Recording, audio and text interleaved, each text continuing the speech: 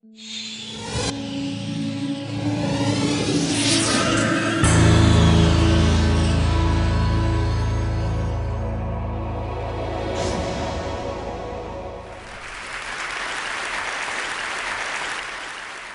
I want to start by offering you a free, no-tech life hack. And all it requires of you is this, that you change your posture for 2 minutes. But before I give it away, I want to ask you to right now do a little audit of your body and what you're doing with your body. So how many of you are sort of making yourselves smaller? Maybe you're hunching, crossing your legs, maybe wrapping your ankles. Sometimes we hold on to our arms like this. Sometimes we spread out. I see you.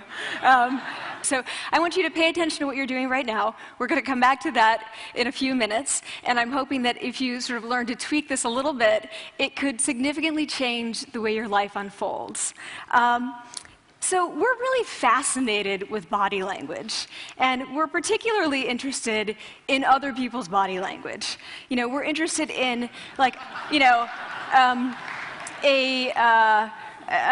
an awkward interaction, or a smile, or a contemptuous glance, or maybe a very awkward wink, or maybe even something like a handshake. Here they are arriving at number 10, and look at this lucky policeman gets to shake hands with the President of the United States. Oh, and here comes the Prime Minister of the... No.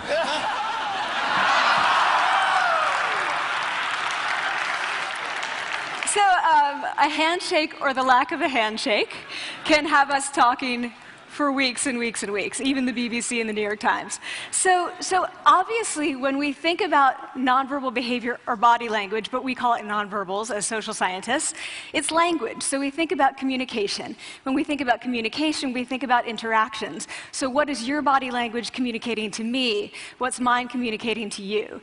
And there's a lot of reason to believe that this is a valid way to look at this. So social scientists have spent a lot of time looking at the effects of our body language or other people's body language on judgments. And we make sweeping judgments and inferences from body language.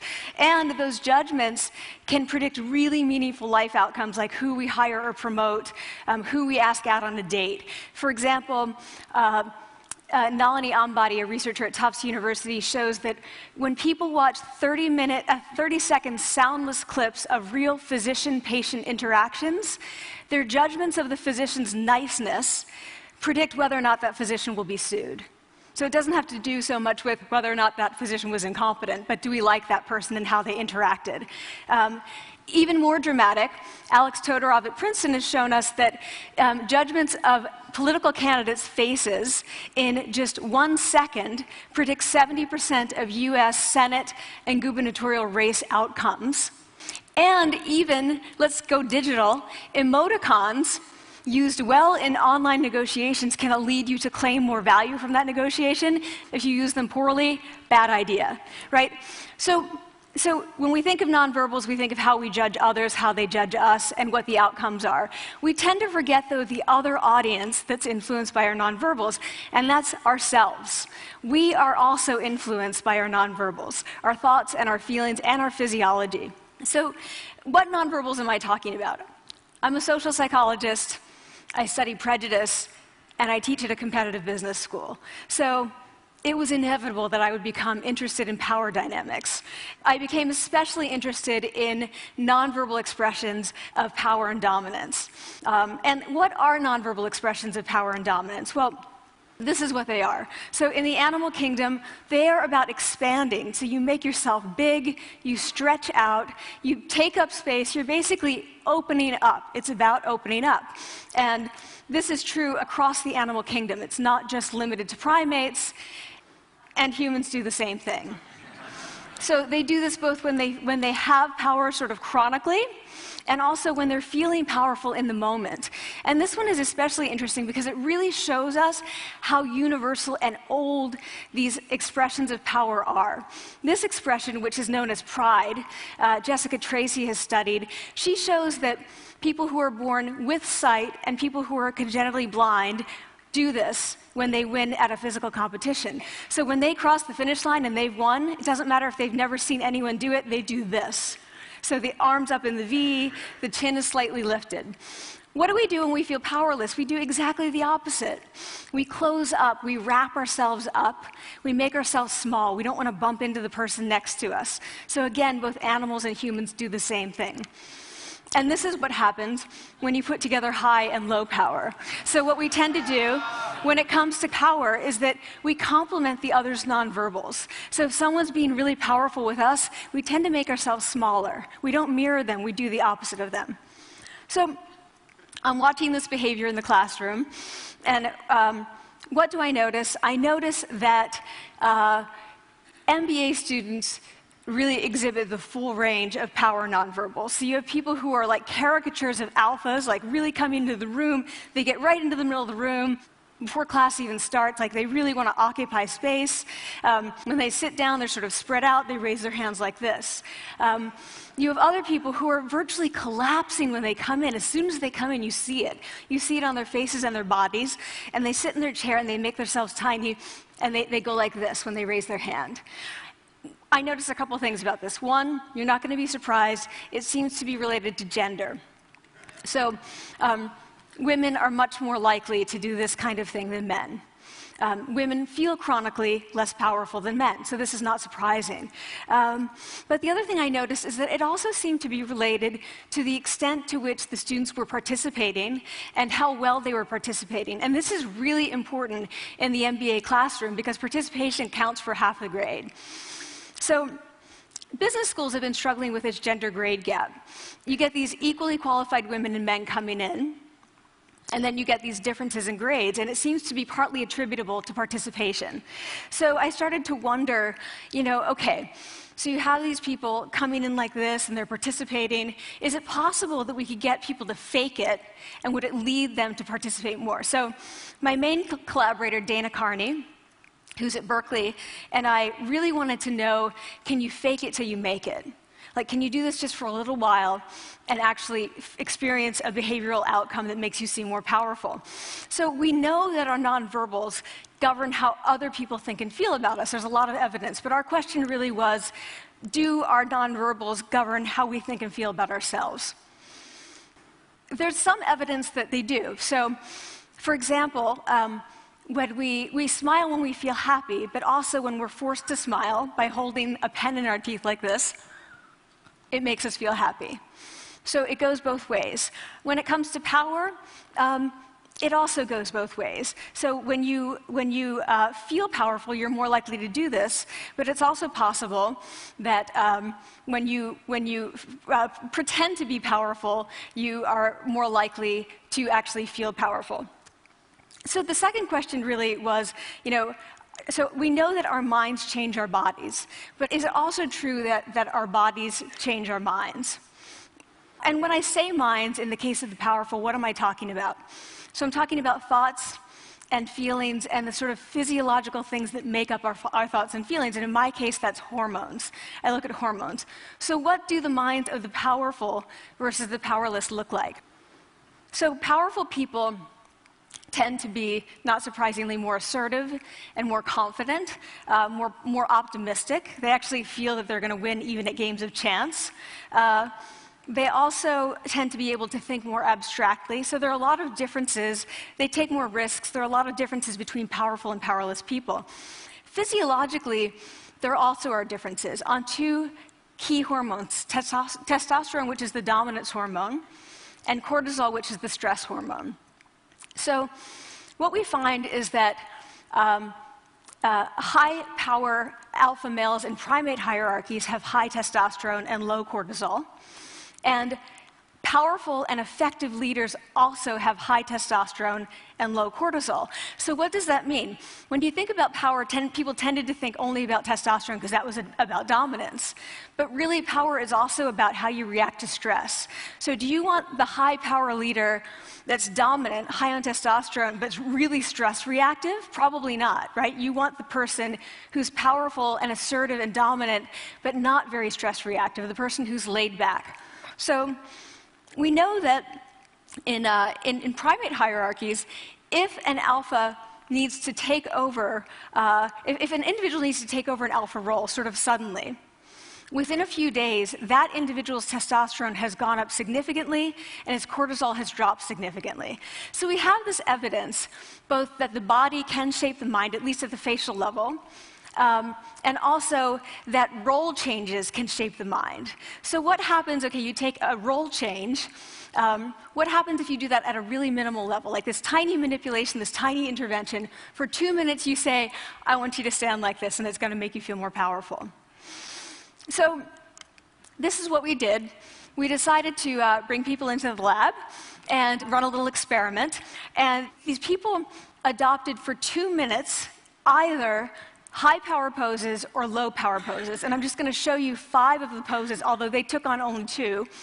So here's one, couple more. This one has been dubbed the Wonder Woman by the media. Here are a couple more. So you can be standing or you can be sitting. And here are the low power poses. So you're folding up, you're making yourself small. This one is very low power. When you're touching your neck, you're really kind of protecting yourself. So this is what happens. They come in, they spit into a vial. We, for 2 minutes, say, you need to do this or this. They don't look at pictures of the poses. We don't want to prime them with the concept of power. We want them to be feeling power, right? So 2 minutes they do this. We then ask them, how powerful do you feel on a series of items? And then we give them an opportunity to gamble. And then we take another saliva sample. That's it. That's the whole experiment. So this is what we find. Risk tolerance, which is the gambling. What we find is that when you're in the high power pose condition, 86% of you will gamble. When you're in the low power pose condition, only 60%. And that's a pretty whopping significant difference. Here's what we find on testosterone. From their baseline when they come in, high power people experience about a 20% increase. And low-power people experience about a 10% decrease. So again, 2 minutes and you get these changes. Here's what you get on cortisol. High-power people experience about a 25% decrease, and the low-power people experience about a 15% increase. So 2 minutes lead to these hormonal changes that configure your brain to basically be either assertive, confident, and comfortable, or really stress reactive, and feeling sort of shut down. And we've all had that feeling, right? So it seems that our nonverbals do govern how we think and feel about ourselves. So it's not just others, but it's also ourselves. Also, our bodies change our minds. But the next question, of course, is, can power posing for a few minutes really change your life in meaningful ways? So this is in the lab, it's this little task, it's just a couple of minutes. Where can you actually apply this, which we cared about, of course. And so we think it's really what matters, where you want to use this is evaluative situations, like social threat situations.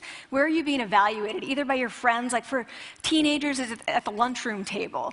It could be, for some people, it's speaking at a school board meeting. It might be giving a pitch, or giving a talk like this, or doing a job interview. We decided that the one that most people could relate to, because most people had been through, was the job interview. So we published these findings, and the media are all over it, and they say, okay, so this is what you do when you go in for the job interview, right? So we were, of course, horrified and said, oh my God, no, that's not what we meant at all, for numerous reasons. No, don't do that. Again, this is not about you talking to other people, it's you talking to yourself. What do you do before you go into a job interview? You do this. Right? You're sitting down, you're looking at your iPhone or your Android, not trying to leave anyone out. You're looking at your notes, you're hunching up, making yourself small, when really what you should be doing maybe is this, like in the bathroom, right?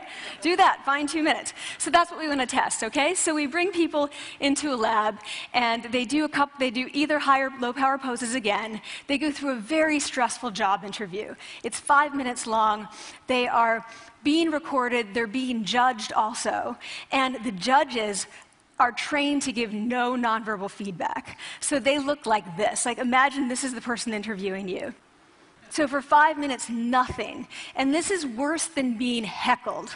People hate this. It's what Marianne LaFrance calls standing in social quicksand. So this really spikes your cortisol. So this is the job interview we put them through, because we really wanted to see what happened. We then have these coders look at these tapes, 4 of them. They're blind to the hypothesis, they're blind to the conditions. They have no idea who's been posing in what pose. And they end up looking at these sets of tapes and they say, oh, we want to hire these people, all the high power posers. We don't want to hire these people. We also evaluate these people much more positively overall. But what's driving it?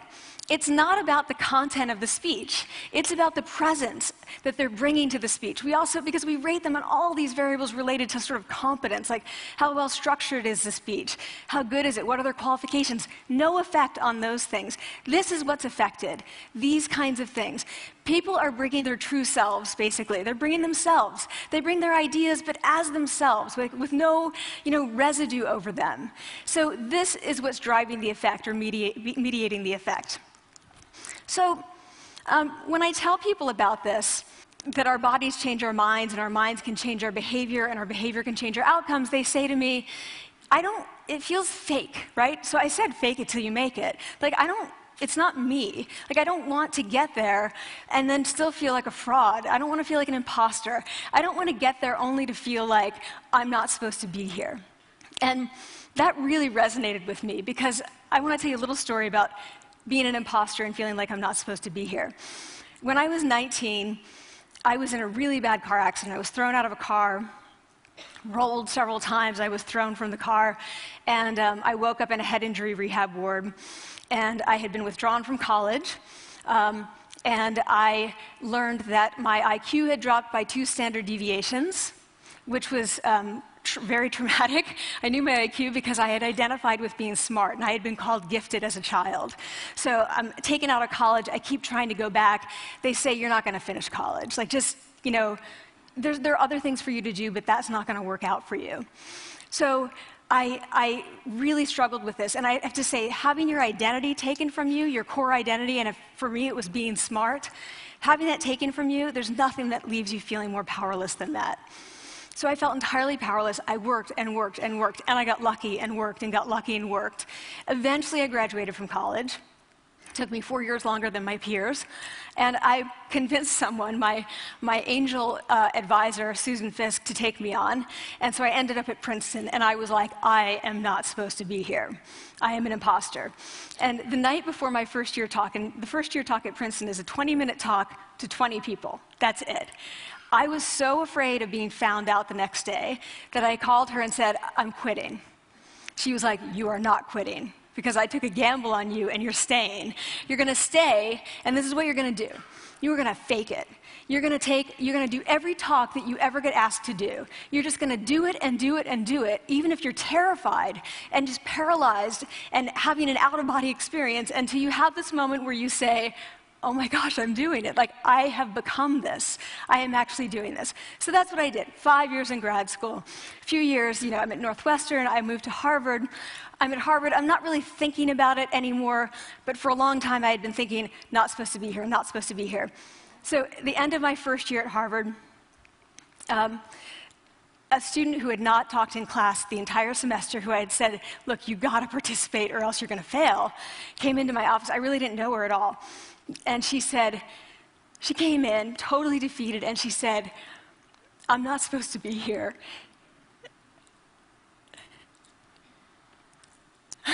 And that was the moment for me, because 2 things happened. One was that I realized, oh my gosh, I don't feel like that anymore.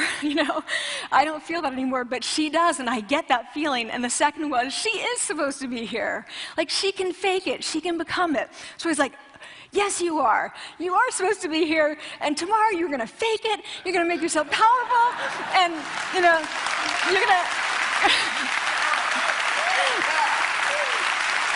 and you're going to go into the classroom, and you are going to give the best comment ever. And she gave the best comment ever. And people turned around, they were like, oh my God, I didn't even notice her sitting there, She comes back to me months later, and I realized that she had not just faked it till she made it, she had actually faked it till she became it. So she had changed. And so I want to say to you, don't fake it till you make it. Fake it till you become it. It's not do it enough until you actually become it and internalize. The last thing I want to leave you with is this. Tiny tweaks can lead to big changes. So this is 2 minutes. 2 minutes, 2 minutes, 2 minutes. Before you go into the next stressful, evaluative situation, for 2 minutes, try doing this in the elevator, in a bathroom stall, at your desk behind closed doors. That's what you want to do. Configure your brain to cope the best in that situation. Get your testosterone up, get your cortisol down. Don't leave that situation feeling like, oh, I didn't show them who I am. Leave that situation feeling like, oh, I really feel like I got to say who I am and show who I am. So I want to ask you first, both to try power posing, and also I want to ask you to share the science, because this is simple. I don't have ego involved in this. Give it away. Share it with people, because the people who can use it the most are the ones with no resources and no technology and no status and no power. Give it to them, because they can do it in private. They need their bodies, privacy, and 2 minutes, and it can significantly change the outcomes of their life. Thank you.